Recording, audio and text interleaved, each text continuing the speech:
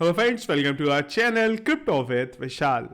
आज के वीडियो में गाइस बात करेंगे बिटकॉइन के चार्ट के बारे में और उसी के साथ साथ कल के एक्सआरपी के वीडियो में जो सबसे ज़्यादा कमेंट आए थे लूना के बारे में, यूएसटीसी के बारे में क्यों पंप हो रहा है, एक बार उसके बारे में बात करेंगे। और एक प्रोजेक्ट जो काफ़ी टाइम से शांत पड़ा हुआ है पर उस पर डेवलपमेंट हो रहे हैं और कभी भी ब्लास्ट हो सकता है, कौन सा वो प्रोजेक्ट है, एक बार उसके बारे में यहाँ पे बात करेंगे। इसके अलावा कुछ इंपॉर्टेंट न्यूज़ है जिसको हम लोग यहाँ पे कवर करेंगे। सबसे पहले चलते हैं एक बार बिटकॉइन के चार्ट की तरफ, क्या चल रहा है बिटकॉइन में। तो जब भी वीडियो बना रहा हूँ मैं गाइस, बिटकॉइन का प्राइस है 36,950।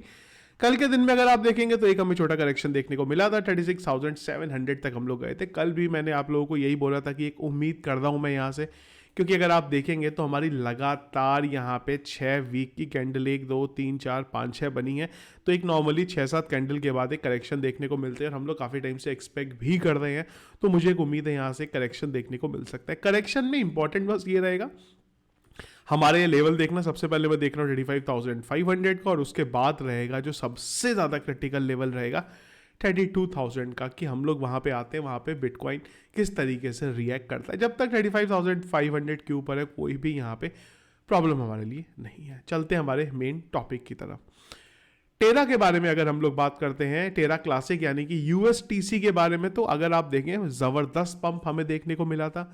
300% तक की रैली हमें इसके प्राइस में देखने को मिली। और अगर आप पिछले 7 दिन की बात करते हैं, स्पेसिफिकली 7 दिन में भी, ये परसों से ही पंप हुआ था, अभी भी देखें तो 223% का पंप है इसमें। इसके अलावा अगर हम लोग बात करते हैं यहाँ पे LUC की यानी कि लूना क्लासिक की, सेम कहानी 7 दिन की अगर इसकी बात करते हैं, ये भी अभी 29-30% पंप है। और वो आप समझिए कि काफ़ी डाउन हुआ है। अगर आप पिछले एक दिन का चार्ट देखते हैं तो ये इतना डाउन दिखा नहीं रहा जितना एक्चुअली डाउन हुआ है यहाँ पे। तकरीबन 40 से 50% ये भी पंप हुआ था। और अगर हम लोग बात करते हैं यहाँ पे लूना के बारे में, जो कि नया वाला लूना आ गया था, इसने भी काफ़ी अच्छी रैली यहाँ पे दिखाई है। हुआ क्या है इन सब के पीछे? इन सब के पीछे रीज़न है बाइनेंस, और ये एक बड़ा इंपॉर्टेंट चीज़ भी है। सीजेड के जाने के बाद से ही चीज़ें बदलने लगी, FTX पंप होने लगा, और अब बाइनेंस ने USTC के परपेचुअल कॉन्ट्रैक्ट को यहाँ पे लेके आए हैं, जिसकी वजह से लूना के प्राइस में और USTC के प्राइस में, यूना क्लासिक के प्राइस में, सब में हमें यहाँ पे पंप देखने को मिला है। इसके अलावा अगर आप इनकी सप्लाई की तरफ जाएंगे तो वो भी यहाँ पे अभी कम हो रही है। मैं ये नहीं बोलूँगा कि कम हो गई है ड्रास्टिक लेवल पे, पर हाँ धीरे धीरे अगर आप देखते हैं, या अगर आप बात करें लूना क्लासिक की, साथ ही आप बात करें USTC की, तो दोनों में ये आप जो देख रहे हैं पिछले 2 दिन में, ये हमें थोड़ा यहाँ पे सप्लाई के पॉइंट ऑफ व्यू से देखने को मिला। अब इंपॉर्टेंट चीज़, क्या ये दोबारा रीपेग हो जाएगा? सबसे इंपॉर्टेंट चीज़, क्योंकि अगर मैं ऑल लेके चलूँ तो एक टाइम था जब ये $1 पे कंसिस्टेंट था, उसके बाद आया वो लूना का फट, जहाँ से लूना हमें क्रैश होता हुआ दिखा, और उसी के साथ USTC क्रैश होता हुआ दिखा, और उसी के साथ साथ लूना की इतनी सप्लाई बन गई, लूना क्लासिक हो गया, उसको लूना क्लासिक में कन्वर्ट कर दिया और एक नया लूना यहाँ पे ले आ गया। कुछ इंपॉर्टेंट चीज़ है, क्या ये दोबारा $1 हो सकता है इसके बाद?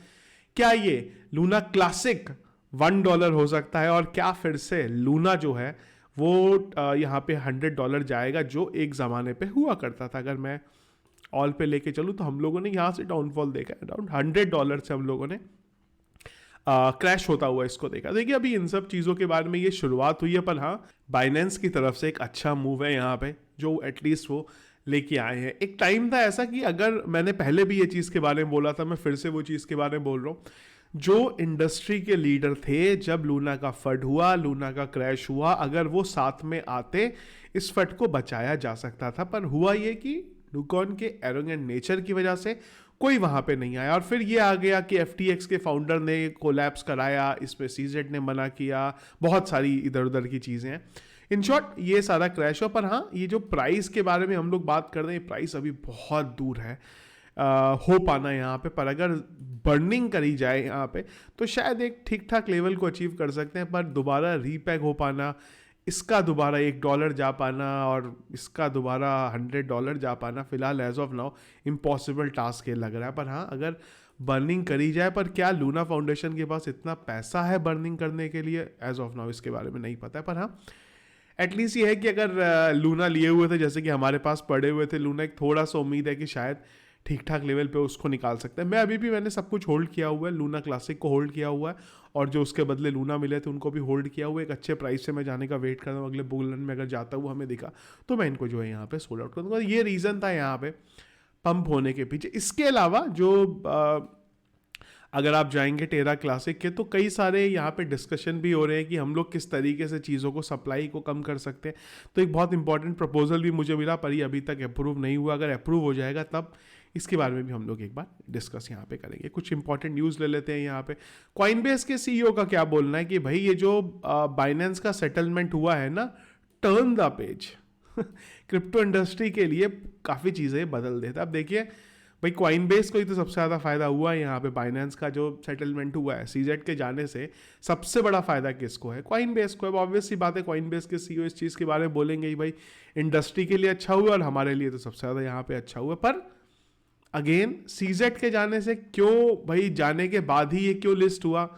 ये जो क्या सीजेड ने प्लान किया हुआ था इस चीज़ के बारे में? क्यों FTX पंप हुआ? किसी के पास भी एज ऑफ नाउ इन चीज़ों का आंसर यहाँ पे नहीं है। स्टैंडर्ड चार्टर्ड बैंक की तरफ से एक और प्रेडिक्शन आया।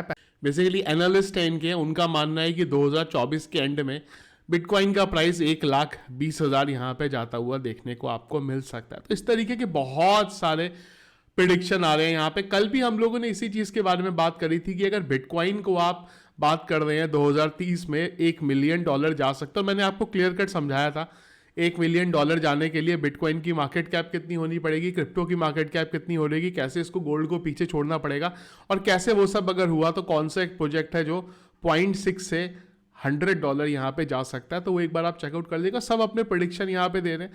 रियलिस्टिक है $1,20,000 2024 के एंड में, क्योंकि हाविंग होने वाली है। तो हो सकता है कोई ऐसा नहीं है कि अनरियलिस्टिक प्रेडिक्शन है ये यहाँ पे। अब आने वाले टाइम में पता चलेगा क्या होता है बेसिकली इसके आगे। अब चलते हैं हमारे अगले टॉपिक पे। कौन सा एक प्रोजेक्ट है जो काफ़ी टाइम से शांत है, डेवलपमेंट हो रहा है, और क्या ब्लास्ट आने वाले टाइम में हो सकता है? तो प्रोजेक्ट का नाम है यहाँ पे कार्डानो। तो कार्डानो अपना एक कार्डानो GPT लेके आया इन्होंने, सक्सेसफुली यहाँ पे डिप्लॉयड यहाँ पे करा है। आप लोगों को याद होगा, हमने थोड़े दिन पहले मैंने टेलीग्राम पे एक पोस्ट डाला था, जब जो सैम है, कौन से सैम, ओपन AI वाले, उनको वहाँ से उन्होंने बात आ रही थी कि उनको निकाल दिया है, वो निकल गए हैं वहाँ से। उस टाइम पे 2 प्रोजेक्ट के बारे में एक उम्मीद थी कि शायद कार्डानो और पोल्काडॉट की तरफ से उनको रीच आउट किया जा रहा है। तो वो टाइम पे भी जो कार्डानो के फाउंडर हैं 40, उन्होंने उनको ट्वीट भी किया था। उन्होंने बोला था कि भाई अब तो आपके पास फ्री टाइम है, तो हम लोग क्या कुछ आपस में यहाँ पे प्लान कर सकते हैं। तो ये उन्होंने किया था, और उसी चीज़ का इन्होंने यहाँ पे कार्डानो GPT सक्सेसफुली यहाँ पे लॉन्च किया है। दूसरी एक और चीज़ है यहाँ पे कार्डानो की, कि हमने बात करी एक और थोड़े दिन पहले, अर्जेंटीना के जो प्रेसिडेंट है वो भाई काफ़ी ज़्यादा बिटकॉइन को लेके पॉजिटिव है। तो कार्डानो के फाउंडर अगेन जो है वो कोशिश कर रहे हैं उनसे मिलने के लिए भी, कि कुछ कार्डानो के साथ अर्जेंटीना में क्या किया जा सकता है। वो प्रेसिडेंट है, उनके पास कंट्रोल है इस चीज़ का, तो क्या हम लोग यहाँ पे लेके चले। देखिए कार्डानो के प्राइस के बारे में बात करें तो कोई ऐसा बड़ा मूवमेंट हमें अभी तक कार्डानो के प्राइस में देखने को नहीं मिला। अगर मैं पिछले 1 साल की भी बात करूं तो जितना बाकी प्रोजेक्ट पंप हुए हैं उस लिहाज से कार्डानो कोई ऐसा बहुत बड़ा पंप नहीं हुआ है। कई लोग इवन मैंने भी ये चीज़ बोली थी आपको कि डेवलपमेंट के कोई बड़े अपडेट नहीं है। देखिए कार्डानो की एक हिस्ट्री रही है हमेशा से, ये बहुत स्लो चलते हैं, और ये फैक्ट है। और कई बार उन्होंने खुद भी माना है, जो इनके फाउंडर है उन्होंने ही माना है कि भाई हम बहुत स्लो चलते हैं, हम आराम से काम करने में विश्वास रखते हैं, पर सॉलिड काम करने में विश्वास रखते हैं। तो अभी तक कार्डानो की चीज़ें निकल के आ रही हैं। पिछले 1 साल में अगर आप देखें तो कई प्रोजेक्ट है जो 300% तक ऑल्ट कॉइन पंप कर गए, पर उसी में कार्डानो मात्र 22% यहाँ पे पंप करा है। तो कुल मिला के कार्डानो ने अभी तक वो पंप नहीं करा है जो पंप उसको आइडियली यहाँ पे करना चाहिए था। और उसके पीछे के रीज़न है कुछ डेवलपमेंट हो रहे हैं, पर वो सामने निकल के नहीं आ रहे। पर डेवलपमेंट हो रहे हैं, धीरे धीरे चीज़ें निकल के आ रही हैं। जैसे ये रीच आउट कर रहे हैं, अगर कल को अर्जेंटीना के जो प्रेसिडेंट है उनसे मिलते हैं, कुछ डेवलपमेंट होता है यहाँ पे कार्डानो को लेके, कुछ इंटीग्रेशन वहाँ पे हो पाता है, तो आपको कार्डानो के प्राइस में देखने को मिल सकते हैं। अच्छे प्राइस पे कार्डानो मिल रहा है। और अगर आप अभी भी देखेंगे पिछले 1 साल में, तो इसने लोएस्ट जो लगाया, तो अभी भी देखेंगे तो कुछ नहीं है, कोई बहुत बड़ा मूव नहीं है। ऑल टाइम हाई की बात करते हैं तो $3 तक कार्डानो गया। तो डेफिनेटली अगले बुल रन में डेवलपमेंट कार्डानो में हो ही रहा है, ऐसा नहीं कि नहीं हो रहा है। बस ये कि सामने अभी क्या डेवलपमेंट है वो यहाँ पे नहीं आ रहा है। तो आने वाले टाइम में मुझे उम्मीद है कि ऑल टाइम हाई कार्डानो भी अपना यहाँ पे ले सकता है। बहुत सारे प्रोजेक्ट ऐसे आ गए हैं जो कार्डानो कर रहा है, वो भी उसी तरीके की चीज़ें करने पर फिर भी पुराना प्रोजेक्ट है। फाउंडर बहुत पॉपुलर है क्रिप्टो स्पेस में, अगर आप बात करते हैं तो लिंक्स है कुछ बड़ा, एक अगर पार्टनरशिप कहीं पे होती है तो कार्डानो फिर से ऊपर की तरफ आपको जाता हुआ देखने को मिल सकता है। मेरे पास कार्डानो है, मैंने तकरीबन $2 पे 3 तक तो मैं रुका ही नहीं था, 2 पे ही मैंने थोड़ी बहुत क्वांटिटी निकाल दी थी, पर अभी भी मेरे पास कार्डानो काफ़ी सारा होल्ड किया हुआ। इस बुल रन का मैं वेट करूंगा, क्या इस बुल रन में कार्डानो का डेवलपमेंट रहता है, उसके बेस पे मैं डिसाइड करूंगा कि मैं पूरा कार्डानो सोल आउट कर दूं या उसको इस बार थोड़ा उसके अगले बुल रन के लिए यहाँ पे बचा के रखो। आप लोगों ने अगर कार्डानो अभी तक लिया हुआ था तो किस प्राइस पे लिया हुआ है मुझे एक बार बताइएगा, जिससे ये पता चले कि जो यूजर्स हैं हमारे वो कार्डानो में एज ऑफ नाउ प्रॉफिट में है कि यहाँ पे नुकसान पे है। तो ये गाइस हमारा आज का वीडियो, जो चीज़ें चल रही है क्रिप्टो मार्केट पे उसको लेके। इसके अलावा अगर कुछ और दिन भर चीज़ें रही जो मुझे लगा आपके साथ डिस्कस करेंगे तो हम टेलीग्राम चैनल पर डिस्कस करेंगे, जिसके लिए टेलीग्राम का चैनल अगर आप लोगों ने अभी तक ज्वाइन नहीं किया तो ज्वाइन कीजिएगा, लिंक वीडियो के डिस्क्रिप्शन पे आपको मिल जाएगा। तो इस वीडियो पसंद आया आपको, इसको लाइक और शेयर जरूर कीजिएगा। चैनल में अगर आप नए हैं, फर्स्ट टाइम वीडियो देख रहे हैं, जरूर चैनल को सब्सक्राइब कर लीजिएगा। Thank you friends.